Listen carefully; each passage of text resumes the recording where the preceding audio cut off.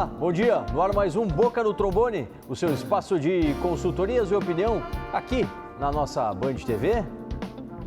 Muito obrigado para você que sempre aos finais de semana está conosco aqui, interage, participa, manda sua dúvida do direito da Previdência, do direito do trabalho, interage também com os nossos quadros especiais, ouve, comenta a opinião dos nossos parceiros. Claro, a gente conta muito com a sua participação, está na tela, ó, a forma de você se comunicar, pode ser pelo nosso perfil nas redes sociais, é o mesmo, @programa Boca no Trombone, Instagram, Facebook, YouTube e também o nosso WhatsApp está à disposição. Mande sempre mensagem de texto colocando o seu nome e a cidade onde você fala, tá certo? Boca de hoje está recheado de atrações. Vamos ver quais são? Vamos lá? Tem informe sindical com o Sindicaixa, com a situação dos servidores públicos. Os metroviários também comentam aqui no programa a situação da categoria. Hoje é dia de trânsito legal com o nosso especialista e de Criminal em Foco, os caminhos do direito criminal, em mais uma edição aqui no nosso Boca no Trombone. E claro, né, gente, contamos com eles, com os nossos parceiros, os nossos consultores. Vamos aqui pro telão? Vamos pro telão. Tá aí, Dr. Charles Pacheco, do Rodrigues e Pacheco Advogados, Dr. Kleber Dalla Coleta, do Dalla Coleta Advocacia. Que alegria, Dr. Charles, recebê-lo em mais uma edição do Boca. Bom dia. Muito bom dia, Solano. Bom dia, Dr. Kleber, e a todos que nos honram com a sua audiência de casa nessa manhã de domingo e a qualquer momento nas redes sociais. Verdade, obrigado. Dr. Kleber, saudação. Uma alegria tê-lo novamente aqui no Boca no Trombone. Bom dia.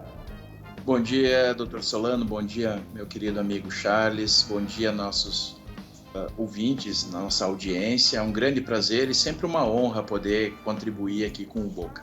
Tá certo, é a dupla de hoje, os consultores previdenciário e trabalhista, para responder as dúvidas, olha, que já estão chegando. Vamos lá. O Gilberto Espíndola, lá de Capão da Canoa, tem mais de 15 anos de contribuição e 62 de idade. Já tem o direito à aposentadoria? É a dúvida lá no Litoral Norte, doutor Charles. Muito bom dia, seu Gilberto. O senhor ainda não tem condições de se aposentar, muito embora já tenha o tempo suficiente. Só basta o senhor aguardar atingir 65 anos de idade, para então conseguir a sua aposentadoria por idade. Tá certo. A dúvida agora é de direito do trabalho da Iara, aqui da capital. O horário da cuidadora é igual aos outros horários, de 6 ou 7 horas, como um trabalhador comum? É a dúvida da Iara, doutor Kleber. Bom dia, Iara. A Constituição Federal, em seu artigo 7º, inciso 3º, prevê que são direitos dos trabalhadores urbanos e rurais a duração do trabalho normal não superior a 8 horas diárias e 44 horas semanais.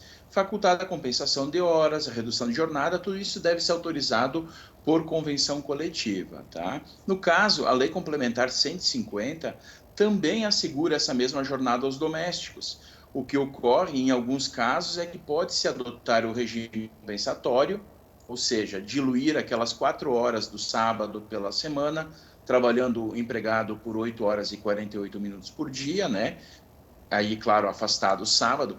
Existem outros regimes de compensação, como, por exemplo, o 12 por 36. Assim, respondendo objetivamente, deve-se respeitar a jornada de 44 horas semanais, como é para todos os trabalhadores. Tá certo. Obrigado, doutor Kleber, que nos atende nas questões trabalhistas, o doutor Charles nas demandas previdenciárias. Pode participar, pode interagir com a gente. Bom, o Boca é espaço de consultoria, como todo mundo sabe, e também de opinião. Então chega a primeira de hoje. É o informe sindical, assinado pelo Sindicaixa.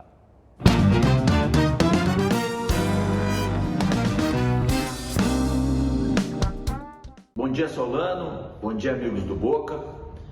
Quero chamar a atenção dos colegas servidores públicos, porque é preciso, neste momento tão importante que o nosso país, o nosso estado estão vivendo, que nós tenhamos a memória do que aconteceu recentemente com o pacote da morte do governo Eduardo Leite, que agora tenta a reeleição, que instituiu, entre outras coisas, junto com Bolsonaro, o desconto previdenciário dos aposentados, a redução das pensões e o fim de todos os direitos dos servidores públicos. É muito importante que tenhamos memória em relação a isso, em relação a quem votou pela retirada de direitos, que é um instrumento político utilizado por sucessivos governos para continuar satisfazendo os interesses dos poderosos enquanto sacrificam cada vez mais o conjunto de servidores e o povo trabalhador desse país. Portanto, é muito importante, repito, que tenhamos memória do que aconteceu e que o pacote da morte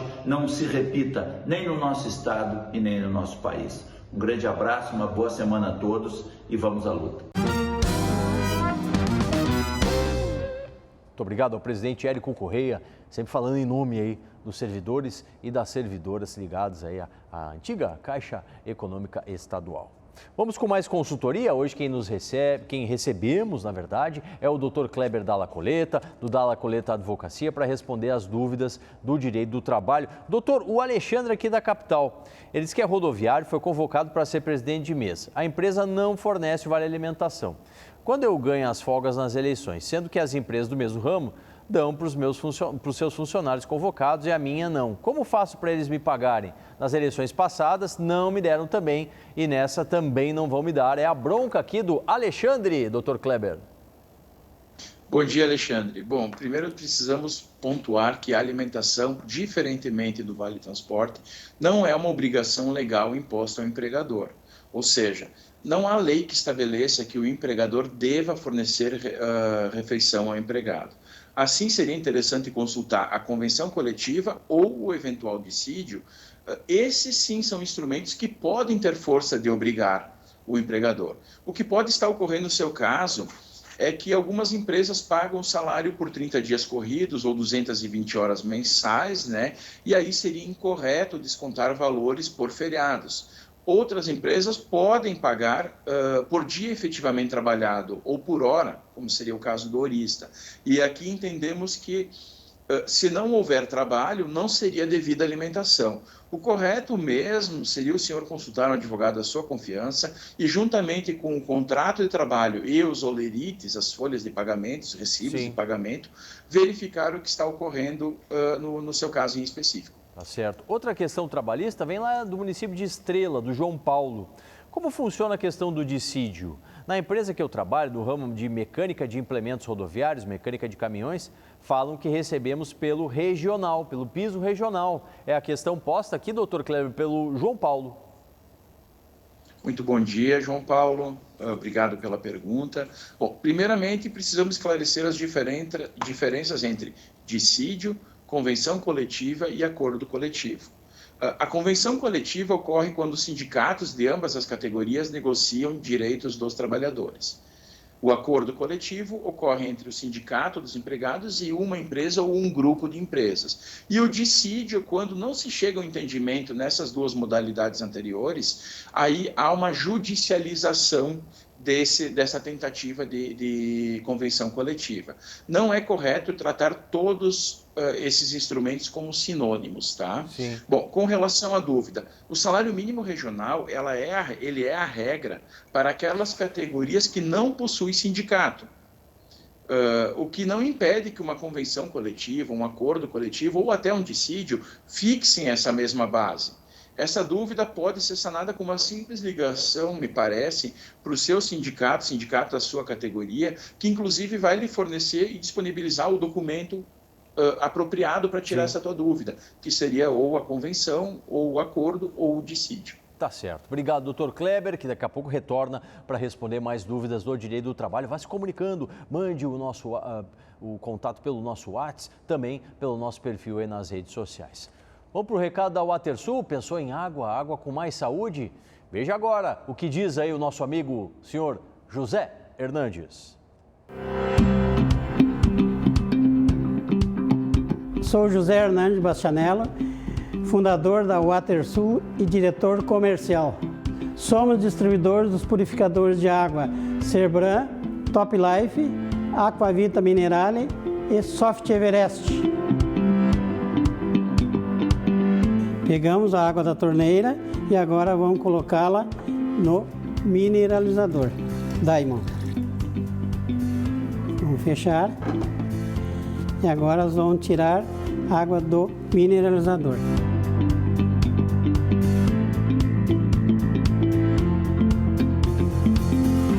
Agora vamos colocar o reagente, a água que saiu do mineralizador e na água que saiu da torneira.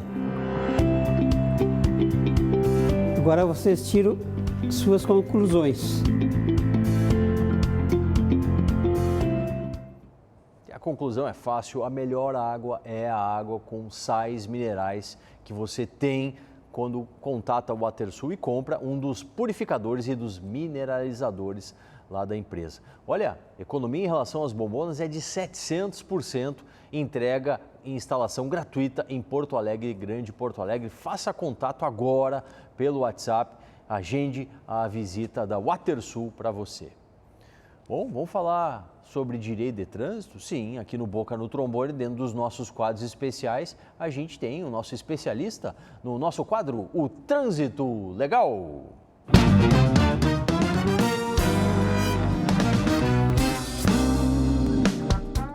Olá, amigos do Boca. Hoje o nosso tema a respeito de direito de trânsito é sobre multa virtual, também chamada de multa presumida. O que ocorre? O que é uma multa virtual? Esse tipo de situação, ele ocorre em vários casos, mas a situação mais típica é o caso em que o proprietário não possui habilitação. Antigamente, quando o proprietário não tinha habilitação e era cometida alguma infração de trânsito, essa infração ela não ia para ninguém, não tinha uma penalidade extra. Hoje em dia, pelo menos na questão do Detran do Rio Grande do Sul, o que ocorre? E aí vamos citar um exemplo. Esse proprietário, ele possui o veículo, mas ele não tem CNH. Então, um condutor, dirige esse veículo dele. E vamos criar a situação que esse condutor cometeu uma multa por excesso de velocidade. E essa infração foi cometida e não foi informado o efetivo condutor. O que o Detran presume? O Detran presume, então, que o condutor, já que não foi informado o efetivo condutor, o Detran presume que o condutor seria o proprietário. Ora, se esse proprietário estaria conduzindo, ele estaria dirigindo sem CNH. Então, o que ocorre nessa situação? Ao invés de ter uma multa apenas, que seria a da velocidade, acabam sendo criadas duas infrações. Uma por excesso de velocidade, que é a multa originária, e a multa por dirigir sem CNH.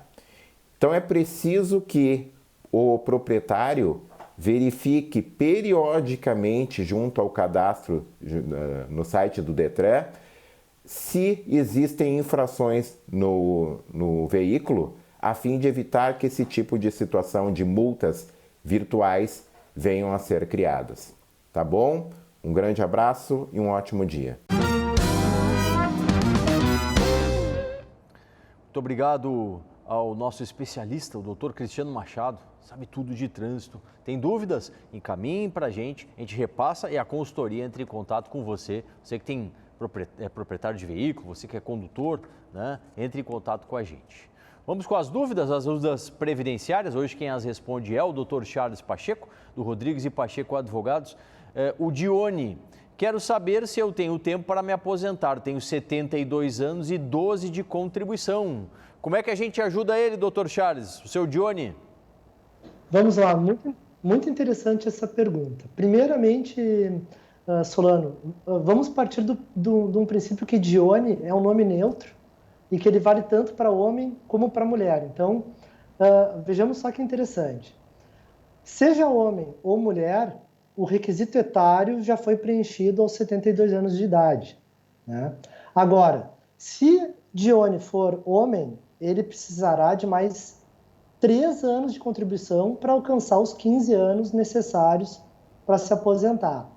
Contudo, vejam só, se for mulher, vai precisar de mais 2 anos e 6 meses de contribuição. Porque quando tinha 60 anos, era o ano de 2010, Sim. E por uma regra de transição da Lei 8.213, bastavam 14 anos e 6 meses de contribuição para se aposentar por idade. Excelente, perfeito, Dr. Charles. Mais uma previdenciária do Milton. Tenho 61 anos, trabalho há mais de 40 na construção civil.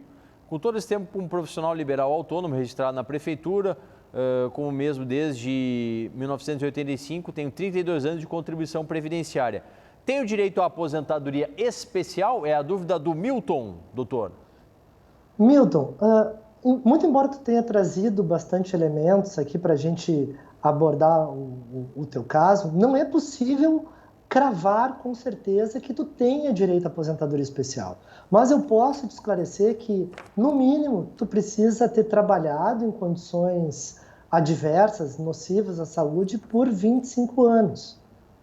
Outro ponto necessário esclarecer: até 95, a atividade de pedreiro e de servente exercidas, né, em obras de construção civil eram enquadradas como especiais por categoria profissional. Após essa data, Milton, é necessário que haja uma comprovação efetiva do risco à saúde. Sim. Seja ele em razão da exposição a agentes nocivos ou pela periculosidade.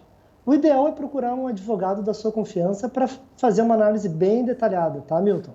Obrigado, doutor Charles, que está na consultoria previdenciária. Também o doutor Kleber está na consultoria trabalhista. Pode mandar, encaminha a sua dúvida para a gente. Ainda dá bastante tempo ao longo da edição de hoje aqui do Boca no Trombone. E agora temos mais espaço de opinião, sim. Os metroviários chegam com o seu informe sindical.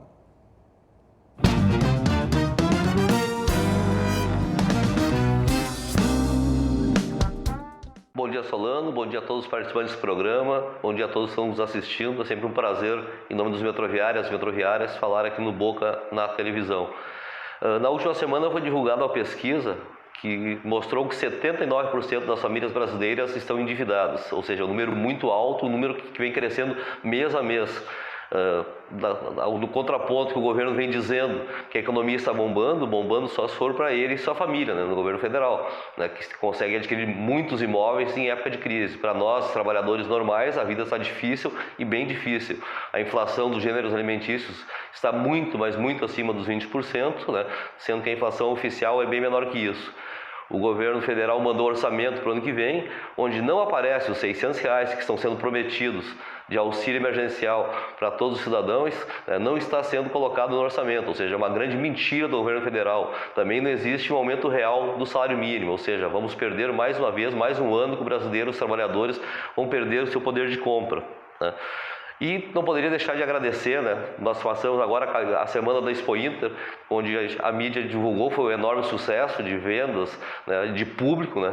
E o trabalho prestado pelos trabalhadores da Transurb, né? Quer dizer, nós batemos todos os recordes de passageiros transportados com segurança, com qualidade. Então, parabéns a todos os envolvidos, seja bilheteiros, segurança, pessoal do CCO, da manutenção, né? Um abraço a todos. Muito obrigado ao presidente do Sindimetrô, Luiz Henrique Chagas, sempre abordando os temas aí da categoria.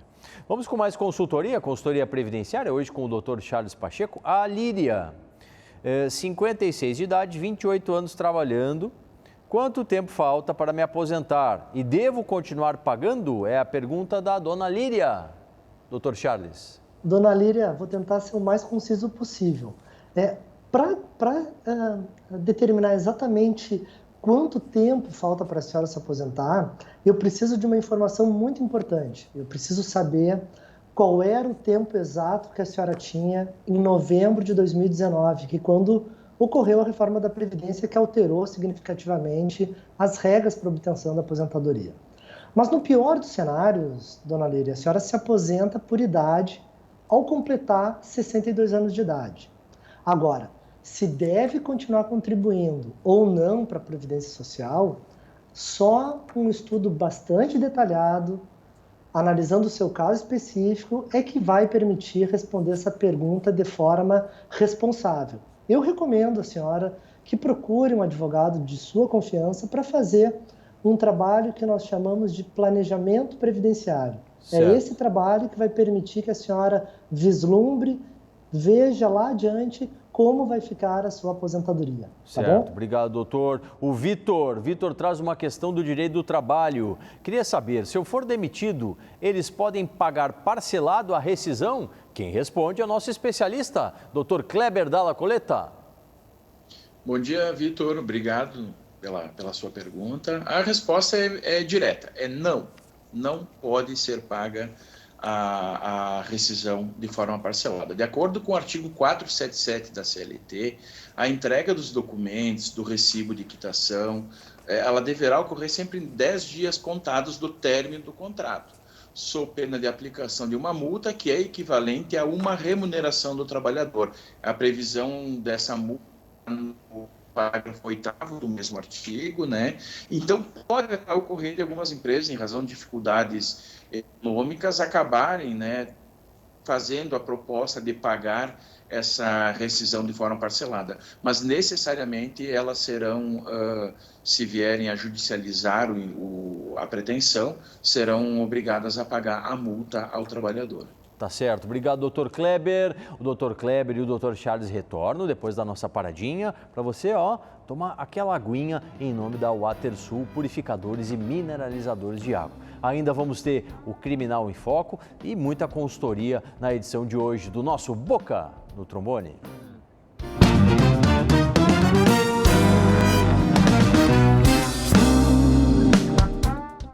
Atenção! Fique atento! Beba água pura, livre de vírus e bactérias. Água sem cheiro, sem gosto, com importantes sais minerais, ideal para a sua saúde. Purificadores e mineralizadores de água natural, gelada e alcalina é na WaterSul. WaterSul, atenção total ao cliente. Ligue 3231-4567. WaterSul, 3231-4567.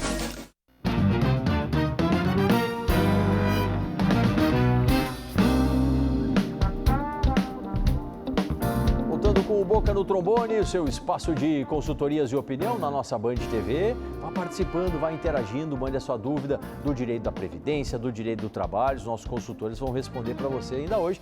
Caso não responda, ao longo da semana a gente faz aquele bate-bola, né? Bate-pronto de perguntas e respostas aí lá pela nossa internet. Olha, na sequência tem Criminal em Foco, hein? Fique atento, fique ligado. Agora eu faço as perguntas finais aqui, trabalhistas, para o doutor Kleber Dalla Coletta, nosso especialista de hoje. O Marcos de Gravataí. Minha causa trabalhista está em ordem de execução faz tempo, mas não tenho resultado nem retorno do advogado. O que fazer? Responda para o Marcos, doutor. Bom dia, Marcos. Obrigado pela pergunta. Inúmeras condições podem acarretar na demora da fase de execução de um processo trabalhista. Elas podem ir desde pelos peritos da Justiça do Trabalho até, por exemplo, uma situação de recuperação judicial de uma empresa ou mesmo a ausência de bens dessa empresa quando chegar ao momento de pagar, né?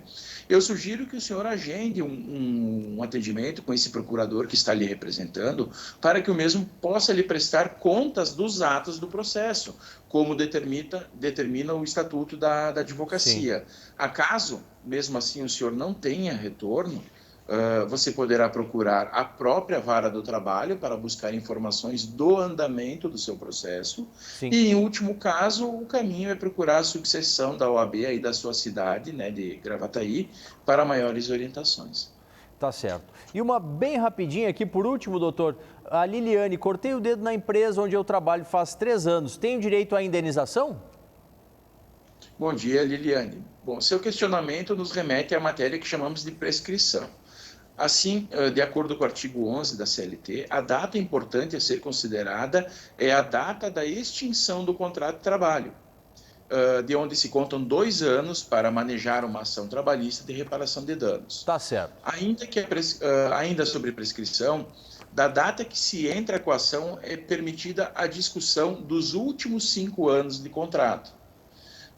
São 2 prazos prescricionais. Perfeito. Existe também um entendimento em questões relevantes e relativas a acidente de trabalho, que o prazo prescricional contaria da data do conhecimento da consolidação das suas lesões. Isso viria apenas com laudo médico. Tá ótimo, em resumo, a gente sugere que se consulte um advogado de sua confiança, pois o tempo está correndo contra você. Obrigado, doutor Kleber, nosso especialista na edição de hoje aqui do Boca no Trombone. Promessa é dívida, eu disse, temos o quadro de Direito Criminal. No ar, o Criminal em Foco.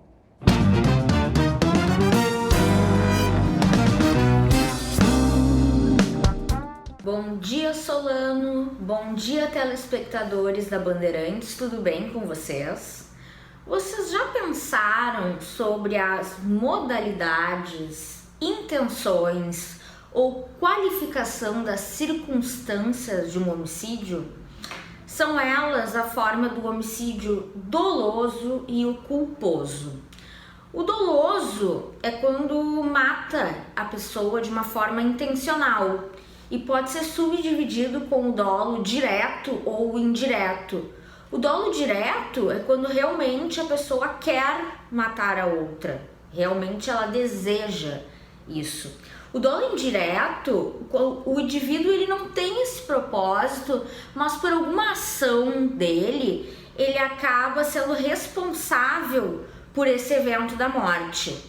O homicídio culposo é quando a pessoa mata a outra sem essa intenção de matar. E aqui demonstra uma questão de culpa.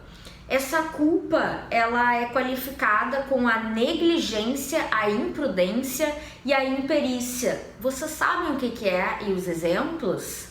Nós podemos falar na negligência quando uma pessoa ela deixa de tomar alguma atitude esperada para aquela determinada situação. Um exemplo é quando ela deixa uma arma carregada num local visível que outras pessoas possam ter acesso a essa arma. Alguém pega e ela mata essa outra com disparos acidentais. Então ele tinha a obrigação com essa arma. A imprudência, por sua vez, é quando uma pessoa toma uma atitude precipitada ou age sem aquela cautela exigida, um desleixo ou uma desatenção. O exemplo é aquela brincadeira de empurrar o outro na piscina. A pessoa bate com a cabeça na borda da piscina e vem a óbito. Isso é uma imprudência. E por último, que é a imperícia, é quando a pessoa ela age sem possuir aquela qualificação necessária para um determinado ato. Nós podemos falar aqui quando um médico provoca a morte de um paciente por não ter aquela qualificação ou por falta de habilidade com o bisturi. Aqui a gente enquadra bem a imperícia. Importante também dizer que no homicídio culposo não há tentativa. Muito obrigado à doutora Luísa Herenich Menezes, nossa especialista no direito criminal. E rapidíssimo, a gente encerra aqui com o doutor Charles Pacheco. Dúvida do Celestrino de Gravataí, 72 de idade, 12 de contribuição, pode se aposentar, doutor? Seu Celestrino precisará continuar contribuindo para a Previdência Social até completar 15 anos de contribuição. Já atingiu o requisito etário, há 7 anos. Agora falta completar o tempo de contribuição. Tá certo. Doutor Charles, hoje a gente faz diferente. Eu e o senhor, a gente se despede do nosso público aqui. Grande abraço, muito obrigado pela consultoria e nosso encontro está marcado aqui na Band TV, domingo que vem, a partir das 8h30. Até lá!